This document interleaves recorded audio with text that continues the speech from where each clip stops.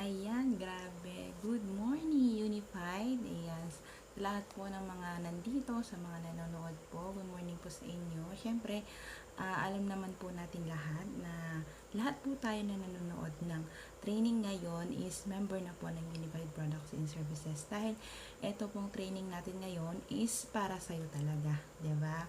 So, anyway, nandito po tayo ngayon para makapag-share ng ating training. Ayan, most especially sa mga bago natin, 'di ba? And bago ko po umpisahan ang ating training, nais ko po sanang magpakilala muna sa inyong lahat. So, ako nga po pala si Lizelle Acosta Mislang from Nueva Ecija. So, sa ngayon, isa po akong full-time mom, but before OFW po ako sa Taiwan, and 6 years po ako doon bilang isang factory worker. So, grabe. Ayan, since nandun po ako talaga, naisip ko po na hindi naman po kasi forever ang pag-abroad, tama po ba? And sa Taiwan, pwede ka lang po mag-stay until 12 years, yan. And yun nga po, no, habang nandoon ako, syempre, iniisip ko na yung pag-uwi ko. Ayan, kailangan talaga advance po tayo mag-isip, tama po ba? And kaya nga po, naghanap po ako ng isang best opportunity na talaga namang sa Taiwan pa lang, pwede ko na siyang umpisahan. And at the same time, ako po yung magpapatakbo. And ayan, nakilala ko nga po itong si Unified through my workmate. Ayan, siyempre nabanggit niya po kasi sa akin dahil nagtanong ako sa kanila kung ayan, anong or may alam ba sila na mga business opportunity na pwede kong umpisahan na maganda, 'di ba? And meron nga pong isa which is yung sponsor ko po na nakapag-introduce sa akin ng Unified is yung workmate ko po doon na nagsabi na ayan, ito nga po, itong si Unified, meron siyang remittance, meron siyang mga ticket booking, loading, and all. So, ayan, and sabi ko sa kanya, sige, tignan ko, parang maganda siya. And ayun nga, hindi naman po nagtagal, ayan, napresentahan po ako. And dahil nga po sa ganda, since siya po, hindi pa po niya balak na mag-join, pero dahil napresentahan po kami, ayan, nauna po siyang nag-join and then ako po yung sumunod, o 'di ba? So ganun siya kaganda, kumbaga hindi ka matatakot na malugi kasi basic needs po ang ating ino-offer, tama po ba? And ayun nga yung nagustuhan ko dito, talaga naumpisahan ko na rin siya sa Taiwan. Okay, so sa Taiwan pa lang talagang kumikita na po ako sa ating mga services. Tama? So, ayan nga po, noong nakilala ko po itong si Unified, ayan, pauwi po ako ng Pilipinas dahil ikakasal po ako. Pero, syempre, dahil sa takot ko na maubos ang ating ipon, 'di ba? Kasi, once nakasal po ang ating iuuwi, ayan, lubos-lubos po ang tawag dito, gastos, tamba. And since yun po yung iniisip ko, kaya inuna ko po talagang mag-join dito po sa Unified para at least pag natapos yung kasal ko and sabi mo na kahit naubos na yung ating ipon, 'di ba? At least meron pa akong babalikan, meron akong business na ready to use na pwede na siyang gamitin, pwede na siyang i-offer sa tao. So yun po yung ginawa ko. And until today, ayan na nandito na po ako sa Pilipinas, ginagamit ko pa rin ang services. And of course, ayan, ino-offer ko pa rin po siya sa ating mga kapitbahay. Okay? So, yun po yung nagbibigay ng extra income din sa akin na kahit na busy po ako sa pag-aalaga ng bata, ayan, sa gawaing bahay, ayan, and kumikita pa rin. And ang magandang part doon is, ayun, natutulungan ko po yung aking asawa, 'di ba? Habang nagsasweldo siya, mayroon pa rin akong naidadagdag sa income namin. Okay? So, ayan nga, sa mga susunod na araw, syempre, 'di ba? Sana magkaroon din po ako ng malaking grupo, 'di ba? Kasi syempre, masarap pong mag-share ng blessings na magandang opportunity sa iba. Lalo na kapag nakita mo na yung natulungan mo or napag-sharean mo ng business is talaga namang kumita, tama? And ito naman po talaga ang kaya naman po tayo nag-join kasi 'di ba sa ating mga pangarap, tama ba? Kasi, ayan, share ko lang din, ano, kasi, syempre, pangarap naman ng lahat yan, na makapag-payback sa parents, or makapag, tayo ng sariling bahay, yan, sasakyan, gustong mag-travel, 'di ba? And most especially yung savings natin, tama ba? So, yun po talaga yung mga dahilan kung bakit po talaga tayo nag-join dito sa Unified, tama po ba? So, nakakita tayo ng opportunity na pwede nating makuha, 'di ba? Makamit ang mga pangarap natin sa buhay. So, ayan nga po, so ang training for today, ayan na. And hopefully, ayan is malinaw kong mai-deliver po sa inyo. And ayan, ito nga pong training natin ngayon is about sa USAP or Unified Skills and Assessment Program. Okay?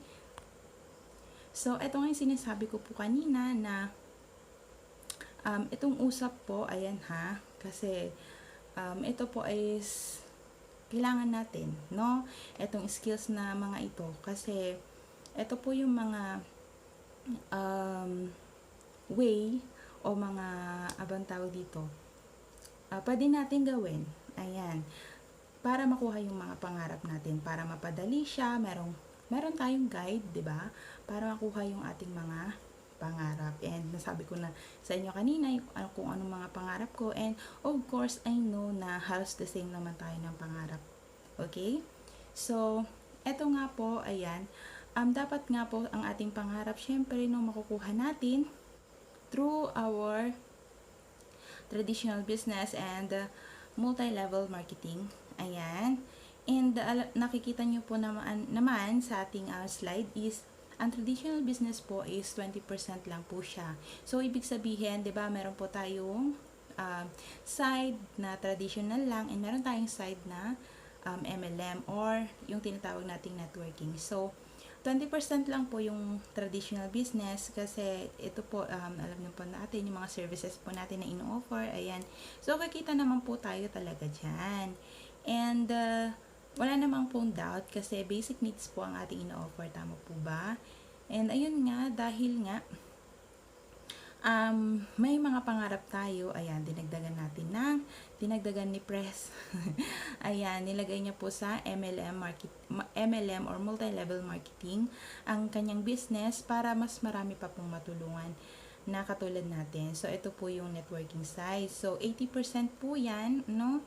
And mas malaki po talaga yung kikitain, and sabi nga nila dito ka yayaman, okay? Dito ka po yayaman kasi ang ano po dito kasi is tulungan, ayan, and mag-share ka ng opportunity, and ayan, may matutulungan ka, and ayan, habang ginagawa niya yung business, 'di ba? Kumikita ka rin katulad niya, tama? So, ganito po kasi ang networking or multi-level marketing. So, tulungan siya. Ayan. Mas marami kang matulungan, 'di ba? Mas mapapabilis din yung pagkaabot mo ng iyong mga pangarap. So, ito pong skills natin is more on more on networking. So, doon mo siya magagamit. Kung ano yung mga gagawin para makuha yung mga pangarap natin. Okay? So, eto nga po, no, ang ating topic ngayon is yung skills. Ayan, kung makikita nyo, 50% lang siya. And ang attitude is 85%. Okay? So, kasi po, ang attitude, very important po talaga yan, no? Kailangan meron kang right attitude, which is yung yes upline, and good listening and learning attitude or GLLA. Kasi syempre, kapag ikaw po, no, kapag tayo ay hindi po nagpapaturo, hindi po nagpapahandle, ayan, so mahirap, mas mabagal yung progress natin, okay? So, sa mga bago, no, mas maigi po talaga na i-workout natin yung right attitude. Actually, marami po talaga yung nababago dito sa Unified, most especially yung attitude, kasi din to, ano bang tawag dito? Na-change din siya, ayan. Kasi kumbaga ako din po dati, no, employment mindset po talaga ako. And ngayon, ayan na, dahil nandito na nga ako, talaga namang naging ano na, negosyante mind, 'di ba? So, kasama din po sa attitude po 'yon na kapag gusto mong makuha yung pangarap mo, kailangan magpaturo ka, no, sa mga, mo especially doon sa sponsor mo or yung nagpa-join po sa'yo nito or nag-share ng business na ito sa'yo, okay? So, ang skills po is, ayan, 50% lang, ayan. Kasi kung may right attitude ka na, dinagdagan mo pa ng skills, no, ay talagang 100% success ka po dyan. Kasi skills is, ayan, ito po is naituturo or nalelearn natin, no? Yung iba, yes, meron po silang mga kumbaga nasa sarili na nila or magagaling na sila, ayan, skilled na kumbaga. Pero syempre tayo po is bago dito sa ganitong business, no? So dito po sa Unified talagang inaaral po 'yan and itinuturo din ng ating mga uplines, okay? So ito po yung 5 fingers. So, ito po yung prospecting, inviting, presenting, follow-up, and pay-in. So, ayan po ang ating 5 fingers. So, ito po kung makikita nyo bakit pabilog siya, no? May mga arrow pa siya. Ito po kasi yung mga step by step na gagawin natin para nakakabisaduhin natin and we take action for this para naman ayan, alam natin yung mga step kung nasaan na tayo, okay? And cycle nga po ito, ibig sabihin, paulit-ulit po natin gagawin. And kung paulit-ulit natin gagawin at araw-araw natin ginagawa, syempre, makakabisado natin ito. And after, siguro mga 1 year, 2 years, ganyan, kabisado na natin siya. And parang, wala na lang sa atin, 'di ba? Kasi syempre alam na natin kung ano tong mga ito. So, ayan, umpisahan po natin, no, sa ating prospecting. Ayan, sa sa ating pagpo-prospecting, ayan, syempre ito po ay importante po na syempre sa isang tao, 'di ba? Makuha po natin ang kanyang mga syempre yung name niya, yung contact number niya, address or location, occupation, and remarks, tama? And, syempre yung category, yan.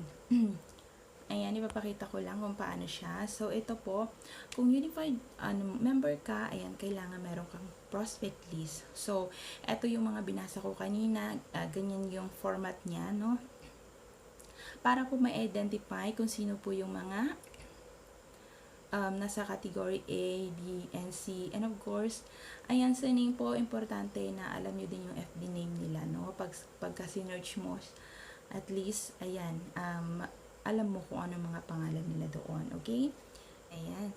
So, ang ating contact number is very important din po para at least alam natin kung ano yung number na pwede nating tawagan, di ba? Para, ayan, ma-contact po natin yung ating prospect. And of course, dapat alam din natin yung address and current location kasi itong address is ayun nga, yung address po is sa Pilipinas. Ayan, kung saan yung address niya dito sa Pilipinas. And ayan, kung nasa abroad naman siya or nag-work siya sa Manila, 'di ba? Yun yung current location po niya. So, maigi po na alam natin ito para alam natin i-relate. Ayan, syempre, 'di ba? Prospecting. Meron kasi itong ano bang tawag dito? Matching, o 'di ba? Kung meron po tayong mga kakilala na taga Manila, ayan, pwede nating ipakausap sa kanila yung mga mga business partners natin taga Manila or kung OFW sila, 'di ba? Ayan, pwede nating ipakausap din sa same na OFW, tama ba? And of course, occupation, very important din po siya para alam natin yung mga basic needs po nila, yung mga kung ano yung mga for example, mga contractual, di ba? Katulad ko, naging contractual din po ako, kaya pwede po siyang i-matching dun po sa mga nakapag-work as a contractual worker, okay? And sa remarks naman po, ito po, napaka-importante po ng remarks. Kasi after kausapin, ayan, or bago kausapin, mga schedule po ang nilalagay ko dyan, no? Mga dates, kung kailan ko siya babalikan, ayan. And kung nasaan na yung pag-uusap namin, or kung saan siya interested. So, ito po yung mga dapat nating nakalista sa notebook, no? At least 100 persons po ito. 'Di ba? 100 names. Ayan, grabe. So, ang sabi po ng iba, parang ang dami naman ng 100 names. Parang wala akong friends na 100. 'Di ba? So, actually, pareho lang po tayo. Ganyan din po ako nung una ko, no? Ayan, nag-isip talaga ako, sino ba yung mga 100 friends ko na yan or mga kakilala ko na yan? Para wala naman sa 100 yung mga kakilala ko, tama? And ayun nga, nung nagsabi po yung ating mentor, ayan, na eto naman po is napakarami talaga ng pwede nating maging prospect. Okay? So, pwede natin maging prospect ang ating mga, ayan, kaklase nung high school, elementary, di ba? And college, kung nag-college tayo, workmates, and ayan, mga kakilala natin, mga barkada ng barkada natin, o di ba, mga kakilala natin yan. So, marami po talaga ang pwede. Siyempre, nangunguna din po dyan yung pamilya natin, di ba? And the relatives, tama po ba? And, ayan, so, itong category, ayan, isa-isahin lang po natin, no? Kasi, para at least alam natin kung paano i-categorize ang mga prospect natin, 'di ba? Kung sino mga positibo at hanggang sino mga negatibo, 'di ba? So, ayan yung category A, B, C natin. So, dito po unahin natin, of course, yung class A or category A. So, lagi nating tatandaan na ang word naman. Kasi ito po stands for money, authority, and network. So, yung tao na yun dapat kumbaga, may money or may pera. Yayamanin, ibig sabihin, diba? So, kumbaga, hindi niya niisip yung ipapalabas niyang mga pera, diba? Kasi business-minded siya. Mas tinitignan niya yung result kaysa yung paggastos, yung ipabalik sa kanya ng negosyo, tama? So, ito po yung M sa man. So, ano pang next is yung authority. So, kailangan, ito, alam din natin ang background ng ating prospect. Dapat, ayan, meron siyang authority, o diba? O kaya leader, yan, leader ng isang co-op or leader ng kung ano mang organization, ayan, kumbaga, mayor, mga ganyan, o diba? Teacher, pwede rin po ito. So, principal, ayan, pwede po, ayan. So, class A po sila napapabilang, okay? And sa N, network. So, ibig sabihin, malaki po yung kanya network, mga ginagalawan. So, marami po siyang mga, ano ba tawag dito? Marami po siyang mga kakilala.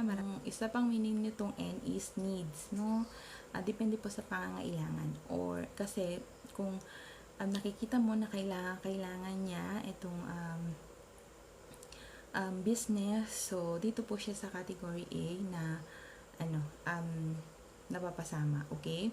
So, sa category B naman or class B, so ito po yung mga 50-50, okay? So, pwede siyang maging empleyado kasi empleyado, mas malamang yan, diba? Walang ipon. So, na-experience ko na rin mo naman po maging empleyado, and yun nga po. So, kaya po sila nagdadalawang isip, syempre, diba? Sahod ay hindi na sapat and hindi nila alam kung saan kukuha ng pampuhunan, okay? Yung iba naman na class B is with small business. Ayan, mga hindi maharap. Yung sinasabi nilang walang oras, ganyan. Kasi syempre, busy sila sa maliit nilang tindahan or mga business, diba? So, pero interested naman, diba? Kaya lang, busy lang talaga sila. Or students, ayan, parang gusto ng bata, pero syempre, parang bata pa, and alam mo naman po, no, kapag bata ka pa, parang hindi pa ganun yung confidence mo na makapaghawak ng business, tama po ba? So, yan, nakakategorize po sila sa class B. And of course, yung class C. Itong class C po is yung mga negative. So, ito, kahit ihuli natin, okay lang. 'Di ba? Kasi unahin natin yung A, yung tsaka yung B, okay?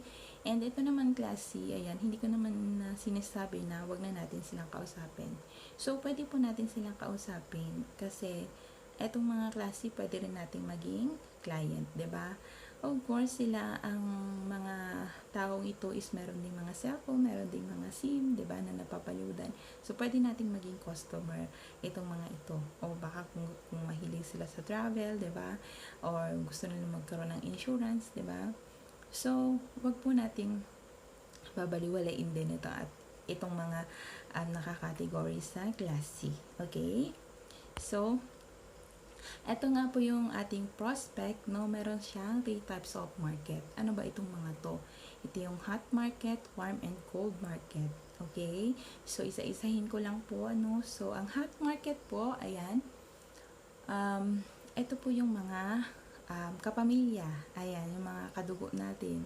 Okay? So, family and relatives and mga close friend. Ayan, yung mga talagang close mo, ayan, sila po yung mga uunahin natin. Syempre, sila yung mga mas gusto nating unahin at mas gusto nating tulungan, 'di ba? Mas gusto nating sila muna ang makapag kumita or yumaman, 'di ba? Bago yung iba. Okay? So, yung warm market naman po is yes, kakilala din po natin sila and etong mga warm na ito is pwedeng mga classmates mo noon, okay, mga teachers mo, ayan, mga ka-organization mo, o diba, yung mga not so close friend, o diba. So, dito po sila sa warm market fall, okay? So, ayan nga, pwede mong i-share sa kanila itong business and ayan, syempre sila din gustong-gusto din natin silang tulungan kasi kakilala natin sila, 'di ba? Ito yung mga case system natin, okay? So, ano pa yung isa? Ito yung cold market. So, yung mga cold market is ito po yung mga nakikilala natin sa daan, okay? Sa bus, sa palengke, at sa kung ano-ano pa, 'di ba? Kung mayroon tayong mga bagong pinupuntahan, of course, meron tayong mga bagong kakilala. And of course, ito pong cold market, isa po dito yung mga ngayon na meet natin sa FB. Okay? Kasi tayo po is meron tayong mga FB page, tama po ba? And nagpo-post po tayo doon. And itong mga nagahaw na ito po ay consider as cold market. So, ito po yung 3 types of market na pwede nating mga tulungan. Okay? So, yung next naman po sa pangalawa sa ating 5 fingers is ito pong invitation. So, ito po marami po nagkakamali. Invitation is iba po sa presentation. So, itong invitation is para po tayo nag-iimbita sa binyagan or sa birthday party, mga ganyan. So, ganun lang po ang invitation. Hindi ka po pwede na mag-present dito, no? So, magkaiba po yan. And kung invitation lang. Kung magpe-present, presentation lang. Okay? So, baka naman po nag-iimbita lang tayo, pero nag-present na tayo, 'di ba? Hindi po pwede yan kasi magkaiba po siya. Okay? And itong invitation, ayan, importante po na alam natin yung form ng ating iimbitahin. Okay? So, ano ba itong form? So, form stands for family, occupation, recreation, and message. Okay? So, sa family, dapat alam natin yung mga background nila. 'Di ba? Kasi, syempre, kung ang family niya is may may mga sinasabi sa buhay, ayan, kung mga kilala ba sila, o 'di ba? So, maganda po na alam din natin para alam natin kung paano sila invite, tama po ba? Kung barumbado yung yung prospect mo, 'di ba? Parang mo din mo din yung sarili mo na maging medyo ka din, no? Parang sayawan mo yung kung ano yung personality ng iyong mga iimbitahan. Okay? So, occupation, ayan, importante po na alam natin yung occupation nila, no? And, ayan, pwede po nating i-relate yan sa, sa mga member natin. Ayan, yung sinabi ko po sa inyo kanina, no? Kasi, once na alam natin yung occupation niya, 'di ba? And, ayan, maghanap tayo ng mga katulad niya, no? Na same occupation, same sila ng work, para at least may kwento mo, 'di ba? Ma-edify mo na meron din tayong kapareho ng work niya na kasama na natin dito sa Unified, ang mga ganyan. And the recreation, ayan, kung ano po yung mga ginagawa niya, ayan, during free time niya. Ayan, ito po mga hobby. Ibig sabihin, ayan, kapag kung mahilig siya sa basketball, doon mo siya kumbaga, kuhanin. Ayan, kasi isipin mo, for example, sabihin mo sa kanya, uy, Mars, ayan. Dati nagba-volleyball tayo, 'di ba? Ayan. Nakapaglaro ka pa ba? Okay. So, pwede mong umpisahan yung conversation mo sa ganon yung mga hobby niya, 'di ba? Kasi doon siya doon yung gusto niya eh. Kumbaga, gustong-gusto niyang ginagawa, and gusto niya pagka inumpisa mo yung topic na yun. Syempre, kanya, sasagot siya sa mga tanong mo or mga kumusta mo, kasi yung topic is gustong-gusto niya, tama? Ayan. And of course, syempre, pag naalam mo na po yung family background, occupation, recreation niya, dito ka ngayon magka-create ng message na ayun nga, pwede mo siyang imbitahin ng related pa rin sa kanyang mga ayan, na form niya, yung mga nalaman mo sa kanya, 'di ba? So, sa invitation, meron po tayong art of invitation. Ayan, 4 po ito, and yung unang-una is direct approach. So, ano ba ang direct approach? Ayan, syempre, may mga kakilala po tayo, no? So, ito po para sa mga kakilala lang natin o mga close friend natin, 'di ba? Syempre, alam na nila na nagbi-business tayo, tama? And kung alam natin na business-minded sila, pwede nating gamitin itong direct approach. So, ide-direkta mo sa kanila na, oy friend, meron akong business. Travel and tours na home-based lang. So, no need na malaki ang puhunan na ilabas, 'di ba? So, kung gusto mo, ayan, meron kaming pre-orientation, ayan, makikinig ka lang, o 'di ba? So, tignan mo lang kung maganda, kung ayaw mo, or kung gusto mo, o 'di ba ganda, ayaw, 'di ba? Okay lang, at least ayan, napakinggan mo, tama? So, ayun, ganun po yung direct approach, walang paligoy-ligoy, no? So, ayan. And second, art of invitation is itong indirect approach. So, ito, pwede mong sabihin sa kakilala mo, ayan, uy sis, ayan, meron akong business sana, baka merong interesado na kaibigan mo o kakilala mo na gusto ring mag-business ng travel and tours, ayan, and remittance and loading sa isang system lang. Kung may kakilala ka, i-ano mo nga sa akin, kasi ito, napakaganda nito, no? Nagagamit ko na siya ngayon. Ayan, magkwento ka about sa business mo, no? And magkwento lang, hindi ka magpe-present. Ayan, uulitin ko lang po, no? So, magkiba pa rin ang invitation and itong ating presentation. So, ganun po yung indirect. Hindi alam nung kinakausap mo na siya pala yung talagang prospect mo, okay? Siya pala yung talagang target mo. So, ang sinasabi mo lang, baka may kakilala siya, pero ang sa totoo niyan is siya yung talagang gusto mong imbitahin, okay?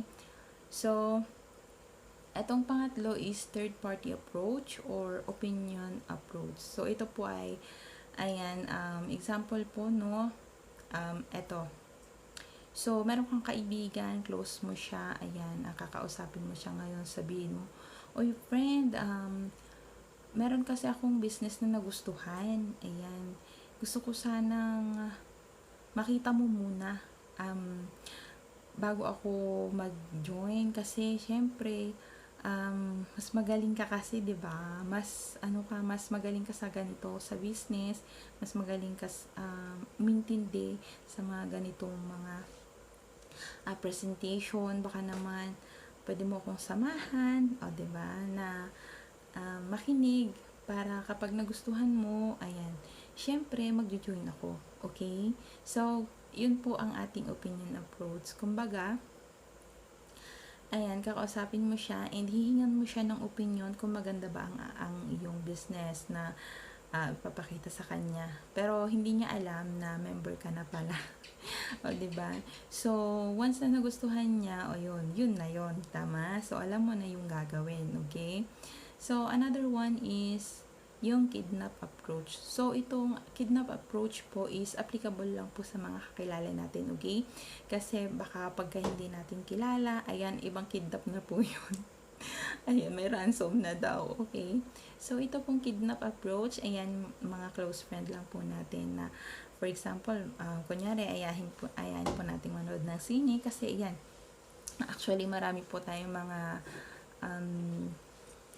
mga successful dito sa Unified na talaga na-kidnap lang, okay? So, paano ba ang kidnap? Ayan, ayain mo siya sa ibang lugar. Sabihin sa kanya makiki-birthday o kaya ililibre mo siya, o 'di ba?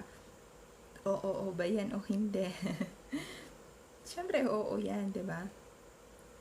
And ayan nga, kapag ka na-kidnap mo na siya, paupuin daw sa kasi ito po yung mga offline po itong kidnap approach. Sa office mo siya dadalhin and sa harap mo siya dalhin kasi 'di ba, para hindi na siya makaalis, may hiyayang tatayo sa harap lalo kung maraming tao. Pero sa offline po, medyo hindi na po ito applicable, no? Mahirap din kasi anytime pwede pong mag-leave kung online presentation po yung pinapasok mo siya sa online presentation nang hindi niya alam. So, aalis lang siya, magli-leave lang siya, sabihin niya lang na iba naman pala yung sinasabi mo. Ayan, 'di ba? So, mahirap. Kaya kapag online, ayan, kailangan nating sabihin na ito po ay isang business presentation, okay? So, yun po yung mga art of invitation na pwede nating i-apply o gawin para makapag-invite po tayo. Okay? So, kapag nag-iimbita po, tandaan po natin itong kiss. Ayan, hindi po kiss na talagang kiss, na halika, no? So, baka naman, sabihin mo, i-kiss mo muna. Sabihin ng apply mo, ha? Bakit ko i-kiss? Baka sabihin niyo pong ganun, no? So, ito pong kiss is, meron po siyang meaning, okay? So, ito po, keep it short and simple. And sometimes secret, okay? So, ito nga yung sinasabi ko po kanina na kapag nag-i-invite tayo, magkwento lang tayo ng konti. So, pa-excited natin yung ating iniimbitahan. Mag-share na tayo ng konti lang. Kumbaga, panatilihin natin yung curiosity ng ating iniimbitahan para, 'di ba, a-attend siya talaga, para umattend siya talaga kasi ayun nabuo yung curiosity po niya, tama? So, ganun po yung gawin po natin, okay? Baka naman po, ayan, nakalimutan natin itong kiss rule natin is nag-iimbita ka pa lang, nakapag-present ka na, ayan, nasabi mo na rin kung magkano, so, wala na. Yung ini-invite mo is, ayun, hindi na siya darating, okay? So, na-experience ko na po yan, no? And talaga naman na hindi na siya umattend, hindi na siya hindi na ako binalikan kasi na-present ko na actually itong ating business, kakakwento and ayun, huwag niyo pong gagayahin kasi talagang ayan, isisin ka na lang niya, okay? So, yan po ang ating invitation. So, yung third po sa ating 5 fingers is yung presentation. So, ayan. Okay, so dito po tayo magpe-present and marami pong klase na presentation. Ayan. So, meron pong one-on-one, may table talk. Actually, itong one-on-one and table talk is halos pareho lang siya. So, one-on-one lang is dalawa lang kayo. Pero, itong table talk, syempre nag-uusap din kayo harapan sa table. Ayan. May table daw ito. Kaya magkaiba na. So, yun lang yung difference daw. May table daw sa table talk. Hindi, joke lang po. So, ito po, no, ang table talk po is, may mga kasama po kayo, hindi lang po kayong dalawa, okay? So, ito pong table talk, pwede mong ayain yung upline mo, no, na, pero before na, mag-usap kayo or mag-usap yung upline mo and yung client, make sure na na-edify mo na siya, na napakilala mo na yung upline na itong business partner ko na to, ayan, resultado na siya, ayan, 3 years lang siya dito, ganyan, empleyado siya dati, ganyan.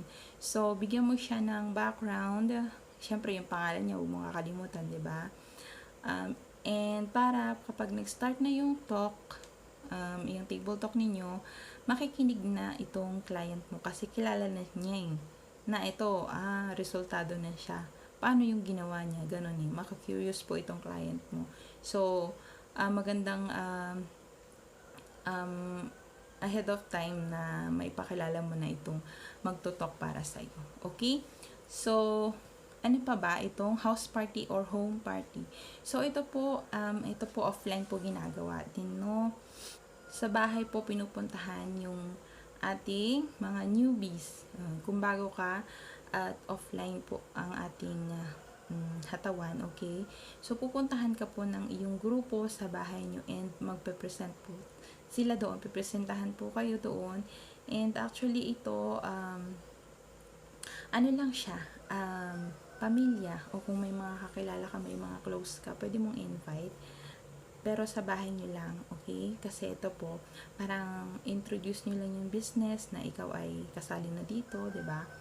Na meron kang travel and tours, o 'di ba? Mainam din po ito, at least kahit na itong family mo hindi nag-join, at least na-inform sila na meron kang ganitong business, 'di ba? Kasi kung may mga nakasalubong sila o may mga kakilala sila na nagtanong, baka meron silang ganitong alam, 'di ba? Ikaw yung i-recommend nila, tama? So, maganda rin po itong home party, okay? So, big one, ayan, maganda po itong big one. So, dito po,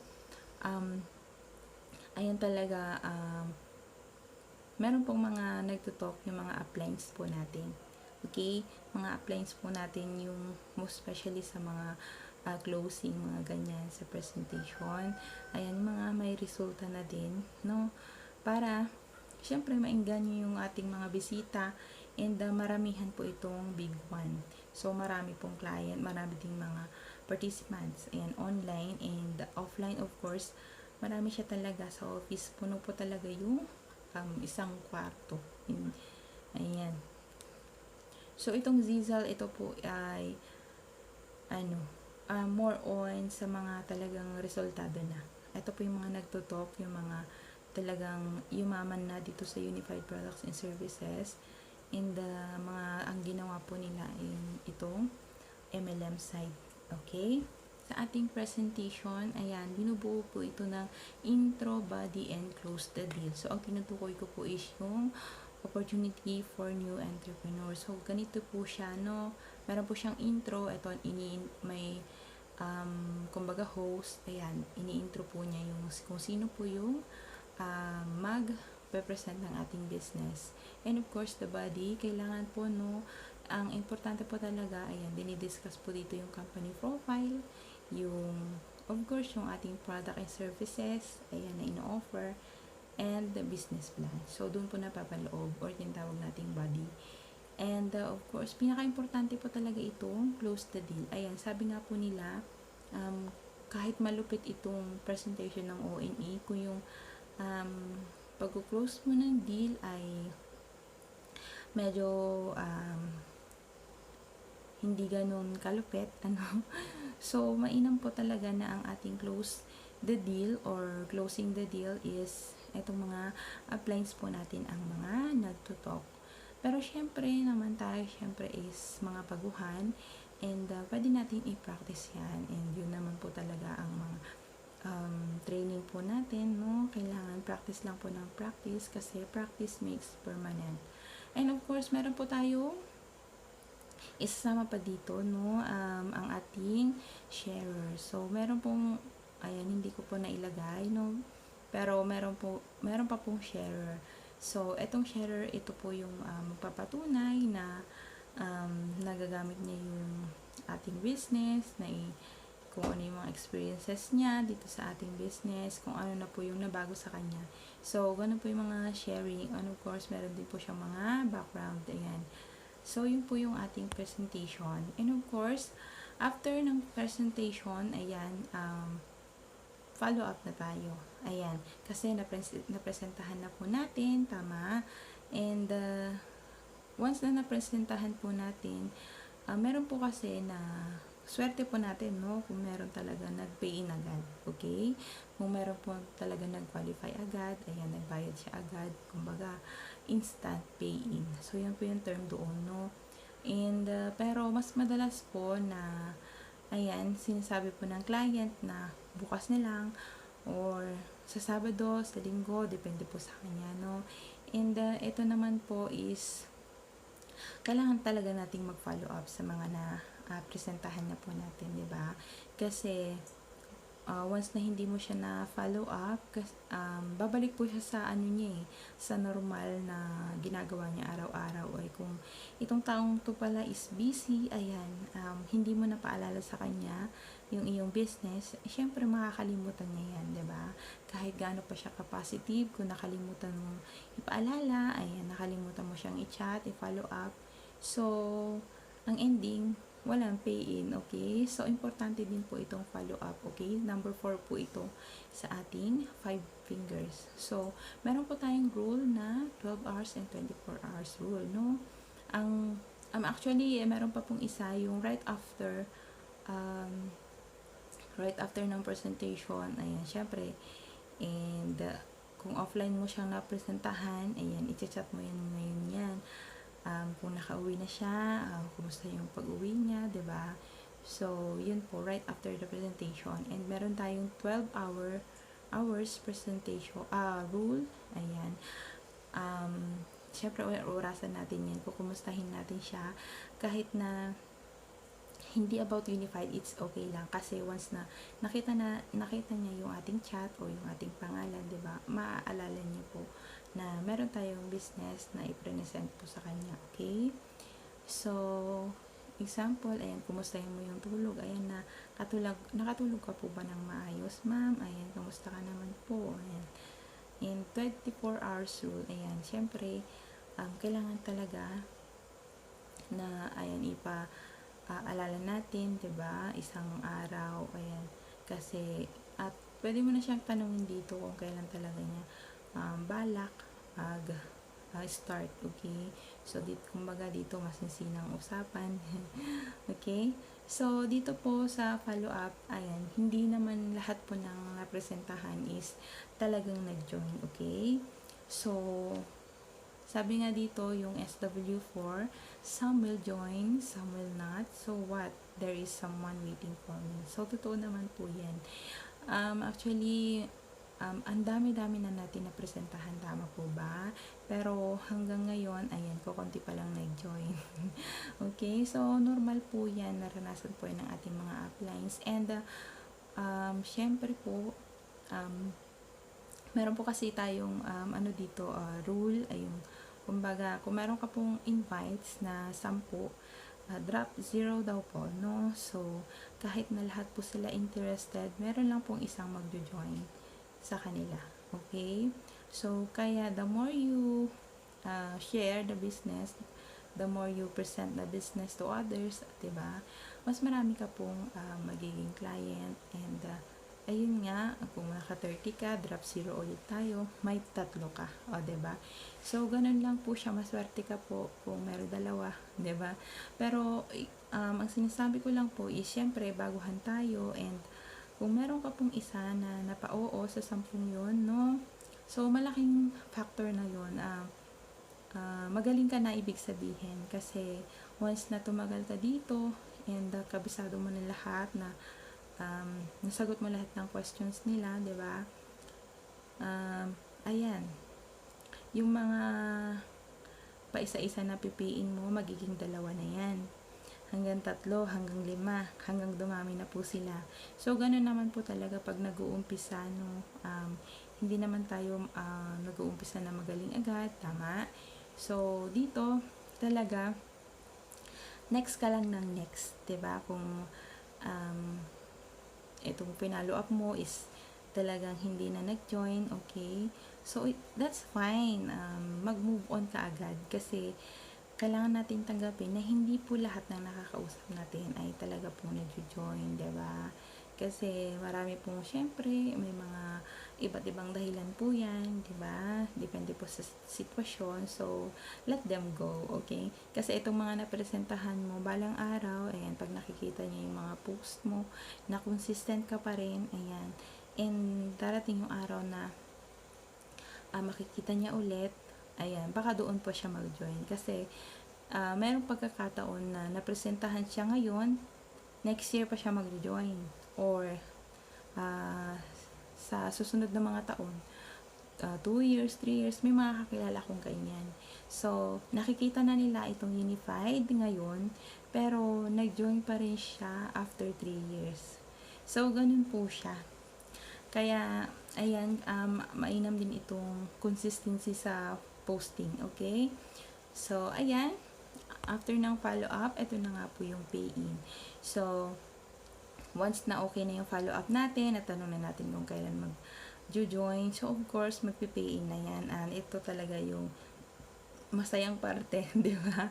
Sa pag-network, ito yung pay-in. Ayan, ito po yung, siyempre, i-ayos na natin itong pay-in, tama? Ito na yung registration. And of course, kailangan ready tayo. Alam natin mga sunod-sunod. Meron tayong mga checklist, kumbaga.